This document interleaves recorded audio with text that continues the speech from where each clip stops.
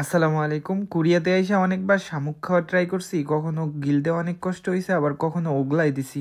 মাঝে মাঝে আবার কাঁচা শামুকরে সসের সাথে মিক্স কইরা অমৃত মনে কইরা গিল্লা ফেলাইছি। কোরিয়াতে না আসলে আমি জানতেই পারতাম না শামুক শুধু হাঁসেদের খাবার না, এটা মানুষও খায়। আর এত পরিমাণ শামুক খাইতে খাইতে এখন আমি প্রো হয়ে গেছি। তাই আজকে চলে আইছি শামুকের স্যুপ, শামুক আর অক্টোপাসের তরকারি দিয়া ভাত খাবার জন্য। বাসার ভাই সবসময় বলতো উনি নাকি শামুক খায় না, আর আমি এই চিপাদা ভিডিও কইরা ওনার গোপন রহস্য ফাঁস করে দিলাম।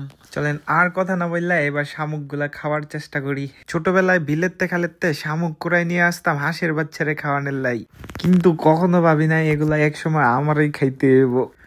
প্রথমে খোসা থেকে শামুকটা ছাড়াইয়া তারপরে মুখের ভিতরে দিয়ে দিতে হইব। যদি আবার একটু খারাপ লাগে তাইলে আবার অল্প একটু ভাত দিতে হইব। ভাতেও যদি কাম না হয় তাইলে আবার একটু খিমচি দিতে হইব। খিমচির সাথে আমি আবার একটা আলু নিয়ে নিবো। সবগুলা মিক্সিং করে চাবাইতে চাবাইতে চাবাইতে চাবাইতে খালি গিল্লা ফেলাইতে হইব। আর আজকে আমার অনেক কনফিডেন্স আছে, অন্তত আজকে আমি ওগলামো না, তাই আরেকটা শামুক নিয়ে নিলাম। আর এইবার আমি কি করবো, সামনের দুই দাঁত চাবায়া চাবায়া আসল মজাটা নেয়ার চেষ্টা করবো। আজকে খাবার আইটেমের মধ্যে যে শুধু শামুক ছিল এরকমটা কিন্তু না, সাথে মাছের একটা আইটেম ছিল, কিন্তু কি মাছ সেটা আমি জানি না। এইবার শামুকের তরকারিটা থেকে একটা শামুক খাওয়ার চেষ্টা করবো। না না না, শুরুতেই আমি খোসা সহ শামুকটা খাইতে নিছিলাম, কিন্তু এটা খোসা সহ খাওয়া যাইব না। এইবার শামুকের লবে আমি কিছু অক্টোপাস বাচ্চা বাচ্চা নিবো। শামুকগুলো আমি যেমনে খাইলাম, ওর কাছে এই অক্টোপাসটা আসলে কিছুই না। সকালবেলা ঘুম থেকে উঠতে ব্যায়াম করা আর শামুক খাওয়া কিন্তু একই কথা, কারণ দুইটাই আপনি চেষ্টা করলে পারবেন আর চেষ্টা না করলে পারবেন না। শামুক, ঝিনুক, অক্টোপাস খাইতে খাইতে গলাটা শুকায় গেছে, তাই একটু পানি খেয়ে নিবো। সরি, পানি না, স্যুপ খেয়ে নিবো। তোর চামচ দিয়ে স্যুপ খাইতে মজা লাগতেছে না, একবারে এখন চুমুক মেরা খেয়ে লাইতে হইব।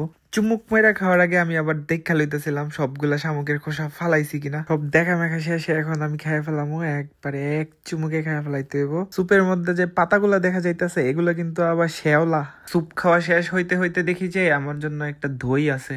হাবিজাবি সব খাবার টেস্ট করার পরে দইটাই আবার মুখে স্বাদ ফিরায় নিয়ে আসলো সেই বাঙালি খাবারের মতো। আর এদিক দিয়ে আমি দই খাইতে খাইতে ওই দিক দিয়ে দেখি যে বাসার ভাই এক চুম্মুক মেরে সব শেষ করে ফেলাইলো। কোরিয়াতে ভাত নাই দেখে কি ওরা শামুক, ঝিনুক, অক্টোপাস এগুলা খায়? একদমই না। কোরিয়াতে মাছ, মাংস সবকিছুই আছে, কিন্তু তারপরও তারা শামুক, ঝিনুক, অক্টোপাস এগুলা খায়, আর তাদের সাথে সাথে আমরাও এগুলা খাই। এটাই বাস্তব।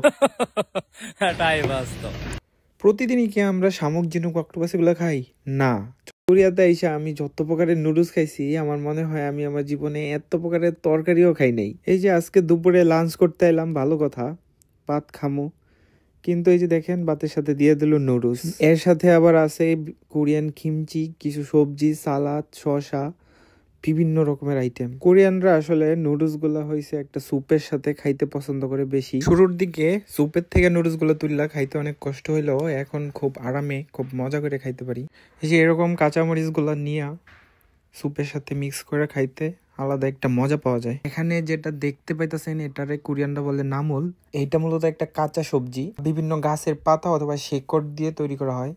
এটা মূলত সাইড ডিশ হিসাবে নেয়।